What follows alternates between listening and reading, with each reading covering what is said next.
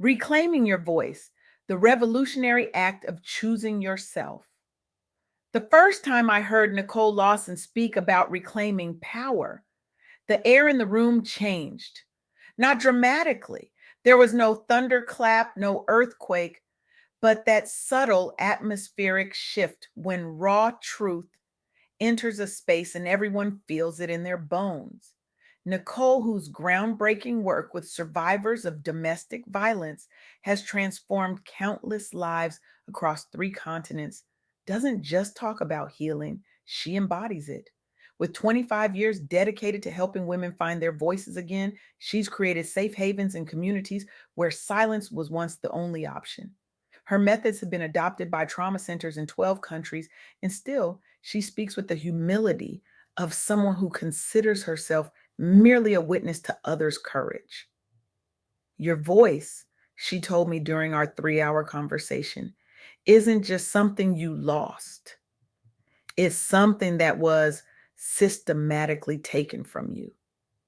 And reclaiming it isn't just healing, it's an act of revolution. Those words hung in the air, heavy, necessary, true. Have you ever wondered why we're so quick to surrender our voices, our boundaries, our right to take up space in this world? We're taught from such a young age that keeping the peace matters more than speaking our truth. That harmony, even false harmony, trumps honesty. That being liked is more important than being authentic. And for Black women especially, this message comes wrapped in expectations that will be strong enough to carry everyone else's burdens while silencing our own pain. We're expected to be rocks, pillars, foundations. Never mind that rocks don't breathe, pillars don't feel, and foundations eventually crack under constant pressure. But what if the very thing we've been taught to suppress, our voice, is actually our birthright? This isn't just philosophical musing. This is about survival. This is about thriving. When I interviewed Nicole about her decades of work with survivors, she shared something that stopped me cold. The most dangerous moment in many abusive relationships isn't when someone is being physically harmed, it's when they start reclaiming their voice, when they start believing they deserve better. That's when systems of control often escalate because voice equals power, and power shifts are threatening to those who benefit from your silence. Consider Nicole Brown Simpson's story, a woman whose name became synonymous with domestic violence after her tragic death. What many don't discuss enough is how fiercely she fought to reclaim her voice before her life was taken. Born in Germany but raised in California, Nicole married a famous athlete, had 2 children, and lived what many perceived as a glamorous life. But behind closed doors, she endured years of emotional, verbal, and physical abuse, a reality documented through police reports and court records that read like a horror novel where the monster wears a beloved public face. Despite immense fear and the isolation imposed by both abuse dynamics and celebrity culture, Nicole took the courageous step of filing for divorce in 1992. She sought support from friends and authorities despite societal pressure to remain silent. She kept a diary documenting the abuse, each entry an act of bearing witness to her own truth when the world was determined to look away. Her story brought national attention to domestic violence issues, but also highlighted systemic failures. Repeated calls for help went largely unheeded by authorities until it was too late. Nicole called police 9 times before her death. 9 times she reached for help. 9 times she reclaimed her voice, and 9 times the systems meant to protect her failed to respond adequately. What's most striking about Nicole's story isn't just the tragedy of her death, but the courage of her life. Each time she called for help, each time she documented the abuse, each time she tried to leave, she was reclaiming her voice in a world determined to silence her. Her legacy spurred greater public awareness about intimate partner violence, influencing advocacy groups pushing for better legal protections today. But as Nicole Lawson emphasized in our conversation, we can't just talk about these stories as cautionary tales. We need to recognize them as evidence of extraordinary courage and then create systems that actually respond to that courage with protection and support. Because reclaiming your voice isn't just about speaking up once, it's about continuing to speak even when the world isn't listening. It's about trusting yourself again after someone has worked systematically to destroy that trust.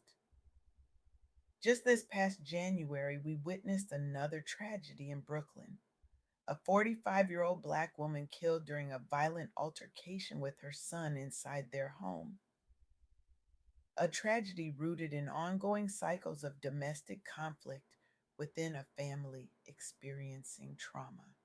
The victim faced escalating threats within what should have been her safe space, her home, with limited community intervention available before crisis erupted into fatal violence.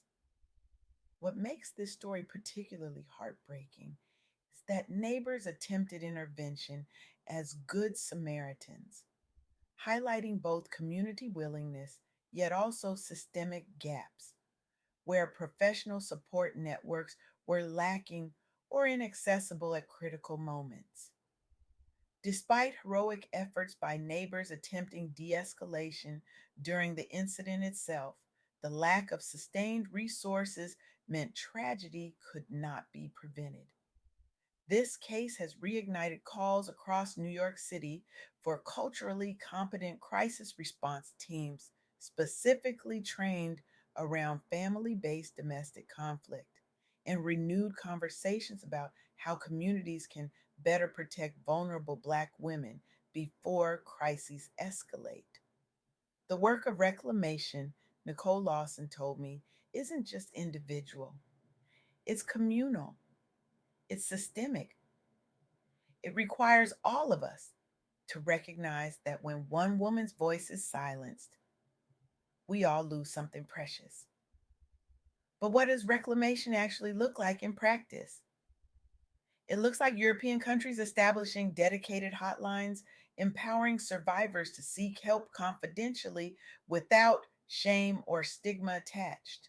Countries like Italy, with their 1,522 inches anti violence number, and France, with their 3,919 inches violence FEMS info, have created multilingual support staffed by people trained specifically on intersectional issues facing Black and migrant women escaping abuse situations. Thousands now access immediate counseling and safety planning resources annually via these lines, with increased reporting rates showing growing trust among marginalized communities that they will be believed and helped if they speak up. What's particularly powerful about these initiatives is that they were born from grassroots advocacy led primarily by survivors themselves who pressured governments into funding these services, demonstrating how collective reclamation leads directly to institutional change benefiting all who follow. These initiatives show what happens when survivors' voices shape policy. The ripple effect empowers individuals globally while inspiring similar models elsewhere, including US based organizations serving African American communities. But here's what Nicole Lawson emphasized most powerfully: healing is not linear. Reclaiming your voice doesn't happen in a straight line.